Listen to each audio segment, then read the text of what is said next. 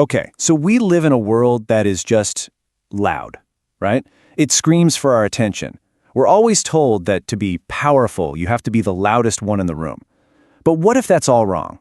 What if the real advantage isn't in the noise you make, but in the silence you keep? Let's get into the hidden psychology of silent power.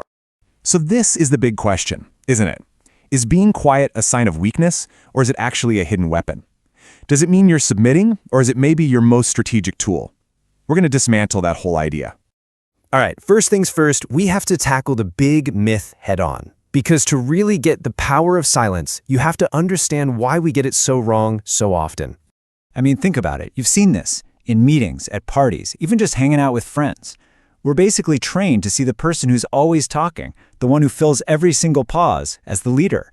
We mistake volume for confidence, and we think that having a quick reply means you're smarter. And the quiet people? Well, they just get pushed to the side. And this is exactly where our perception just completely fails us. We look at a quiet person and our brains jump to conclusions. They must be shy or anxious. Maybe they're just not interested or they don't have any confidence. But what's actually going on under the surface, they could be observing everything, processing all the information, or, and this is the important part, they might be intentionally choosing to be detached. The reality is just so much deeper than our first guess. So let's make the shift. This is the pivot point. This is where we stop looking at silence through that old, broken lens and start seeing it for what it really is, a genuine signal of psychological strength. This right here is the core idea. Let me say that again. Silence isn't weakness. It's a psychological signal that you are no longer controlled by external validation. Just let that sink in for a second. Real power isn't about getting a reaction out of other people. It's about being in complete, total control of your own. Yeah, this really sums it up perfectly. So much of the time when we're talking, it's a performance, right? We're trying to sound smart. We want to be liked. We're trying to win some argument. Silence is the choice to just step off that stage. It's moving away from that need to prove something and just being powerfully present and in command of yourself. So how do you actually do that? How do you get that self-command? Well, the first big psychological tool is something called the detachment response. And trust me, this is where you find some real freedom. Let's be really clear about what this is. It's an intentional choice. This is not about being cold or distant. It's a conscious decision to unhook yourself from that emotional roller coaster of needing people to agree with you or to like you or to even notice you. And the result? You gain this incredible self-possession and mental clarity. You're not just reacting anymore, you're acting from a place of real stability. And the best part is, this is a skill you can actually build. It's pretty simple, really. Step 1, just notice it.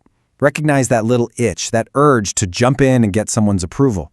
Step 2, instead of reacting, just pause. That's it. Take a breath. And then step 3, in that little space you've created, you consciously choose silence. Not because you're weak, but as your chosen position of strength. Okay, so once you start practicing that detachment, it unlocks another incredible advantage. I'm talking about observational intelligence. And honestly, it's kind of a superpower. Think about how much mental energy it takes to constantly be thinking about what you're going to say next. It just eats up all your bandwidth. When you let go of that, when you release yourself from that job, all that brain power is suddenly free. You stop planning your own performance, and you can finally start watching the real show that's happening right in front of you. And what do you start to see? Oh, you see everything that everybody else misses. You see the tiny flicker of hesitation in someone's eyes. You notice who looks at who for approval right after they speak, which, by the way, tells you where the real power is in the room. You can feel the unspoken tensions. You can spot the real agreements that are hiding under all the talk. You see the patterns, not just the random noise. So let's bring this all home, because this isn't just some interesting psychological theory. This is about a real, untapped power that you can start using right now. If you only take one thing away from all of this, let it be this. Stop thinking of your silence as an absence. It is not an empty void that you desperately need to fill. It's not. It's an active, powerful space. It's the space where you observe, where you reflect, and where you build your own internal power. So I'm going to leave you with a question to chew on.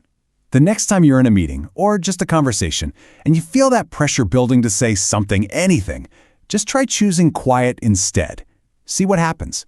What do you notice? What do you learn? And what kind of power will you find in your silence?